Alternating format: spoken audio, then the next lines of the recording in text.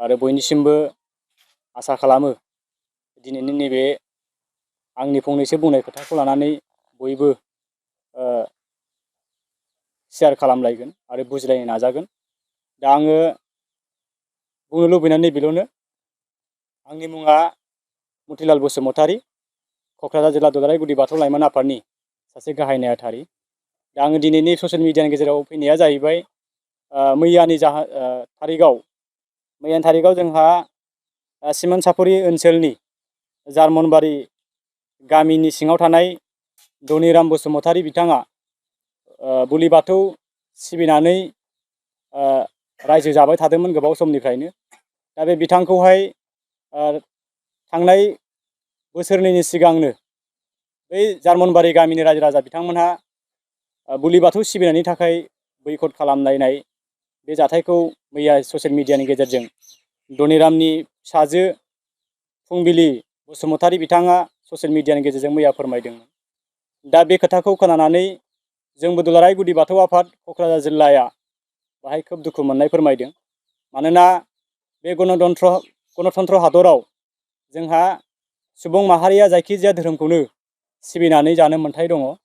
बाहाय बिबारानो जा बा बुलियानो जा, जिखुनु धोरोमखौ न'खरनि बिगोमाया जेखौ गोसो बेखौनो सिबिनानै जानो मोन्थाय थायो। बेखाय जोंबो बेखौ मिथिहोनो लुबैयो। दुलाराय गुदि बाथौ आफाद क'क्राझार जिल्ला हिसाबै जोङो बेखौनो सिन्थाधारा खालामबाय थादों, जाहाथे बै सिमोनसापुरि ओनसोलाव थानाय जार्मनबारि गामिनि रायजो राजा बिथांमोनहाबो जाहाथे बैबादि मोनसे गेना गोरोन्थिखौ धोरोमजों धोरोम दावराव दावसि जानायनिफ्राय गोजानाव थानो थाखाय जोङो बिथांमोनखौ क'क्राझार जिल्ला दुलाराय गुदि बाथौ आफाद हिसाबै जोङो बिथांमोनखौ खावलायदों। सिमोनसापुरि ओनसोलनि सिङाव थानाय जार्मनबारि गामिनि धनिराम बसुमतारी बिथांखौ जे बैकटआव खालामबाय थादों, बैकट खालामदों होननानै मैया ससियेल मिडियानि गेजेरजों जों मिथिनो मोनबाय। दा बे खोब दुखुनांथाव जादों। दा आंनि साननाय बायदिबा बेबादि बैकट खालामलायनो गोनां गैयामोन, बैकट खालामलायनो नाङामोन। न'खरा जेखौ सिबिनो गोसो बेखौनो सिबिनो बिथांखौ होनांगौमोन। बेखायनो जोङो दा क'क्राझार जिल्ला दुलाराय गुदि बाथौ लाइमोन आफादनि गाहाय नेहाथार होननानै आं बेखौनो मिथिहोनो लुबैयो। दा बिथांमोनहा थाबैनो सावरायलायनायनि गेजेरजों जाहाथे बै धनिराम बसुमतारीनि न'खरखौहाय गावसोर सिगांनिफ्राय जे धोरोमखौ सिबिबाय थादों, जे धोरोमखौ सिबिनानै बिथांमोनहा बे गामियाव संसार जाबोबाय थादों, बे धोरोमखौ बिथांमोनहा सिबिनो मोननांगौ। आरो बिथांमोननि गामिया जुदि माखासे बिबारजों सिबिदोंब्लाबो बिथांमोनहाबो सिबिबाय थाथों। जोंहा बेखौ दुलाराय गुदि बाथौ आफाद हिसाबै क'क्राझार जिल्ला हिसाबै जोङो बेखौ खुनु मोनसे गाज्रि मोननाय गैया बा दुखु मोननाय गैया। जोङो नाथायबा जोंहा दुलाराय गुदि बाथौ आफाद हिसाबै जोङो बुलि बाथौ सिबिनायखौ जोङो दैदेनबाय थादों। जोङो बुलि बाथौआ बबे समाव मा अलखदाव गोग्लैयो नैबेखौ जोङो दुलाराय गुदि बाथौ आफादा जोङो नायसनबाय थादों। थिग बेबादिनो मैया ससियेल मिडियानि गेजेरजों नुबाय दुलाराय गुदि बाथौ आफादनि दैदेनबाय थानाय बुलि बाथौ सिबियारि न'खर धनिराम बसुमतारीखौ जे बैकट खालामदों। आरो जोङो मैया ससियेल मिडियानि गेजेरजों नुबाय बिथांमोननि गामिया मोनायावसो मिटिं जायोनो। मोनायाव मिटिं जानानै बिथांमोनहा न'खरखौहाय दावराव दावसि खालामबाय थानाय मोनसे परिबेसाव लाबोयो। जों बेखौ मैया खोनाबाय। आरो बिथांमोननि जे ससियेल मिडियानि गेजेरजों खोनानो मोनबावबाय बिथांमोननि गामिया बुङो जाहैबाय जोंहा बुलि बाथौ फुजा होनायालायनो दायना दायनिनो खोमसि फोथायनाय बिथांमोनहा लाबोबाय थादों। बिदिब्ला जोंनि बर' माहारिनि माखासे संगठनफ्रा आफादफोरा बुङो खोमसि फोथायनायखौ जों लानो नाङा होननानै। नाथाय बिथांमोनहा दिनै बिबार सिबियारि जानानै, बिबार बाथौ सिबियारि जानानै बिथांमोना जोंनि बुलि बाथौ फुजा होब्लानो जे दायना जायो, बुलि बाथौ सिबिब्लानो जे जोंहा खोमसि फोथायनाय मोनसे खोथाखौ सावरायजाबाय थायो, बे खोब दुखुनांथाव जादों। जों बेखौ दुखु मोननाय फोरमायगोन। आरो थाबैनो बिथांमोनहा जार्मनबारि गामिया मिटिं खालामलायनायनि गेजेरजों, सावरायलायनायनि गेजेरजों जाय धनिराम बिथांनि न'खर, बे न'खरा जाहाथे मोनसे सेफटियाव फैनांगौ। आरो बिथांमोनहा बेबायदि बैकट थानायनिफ्राय बैकट दोननायनिफ्राय बे गामियाव उथायनानै लानांगौ। नङाब्ला जोंहाबो आफाद हिसाबै जोंबो साननो गोनां जागोन। माबा मोनसे जों राहाथ' खालामथारनांगोन। जोंनि बुलि बाथौ सिबियारि धनिराम बसुमतारीनि न'खरखौ जोङो मोनसे रैखा खालामथारनांगोन। आरो जोंहाबो दुलाराय गुदि बाथौ आफादा बुलि बाथौ सिबिनायखौहाय जों माब्रैबा गेरेमसा खालामनो हायो, मुलुगाव माब्रैबा लाखिबाय थानो हायो, जों दुलाराय गुदि बाथौ आफादा बेखौसो खामानि मावो।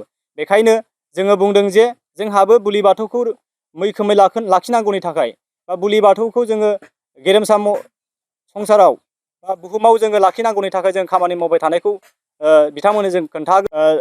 धेमाजि जिल्ला सिमोनसापुरि ओनसोलाव जार्मनबारि गामियाव जोंनि बुलि बाथौ सिबियारिफ्रा न'खरसेल' जानो हागौ।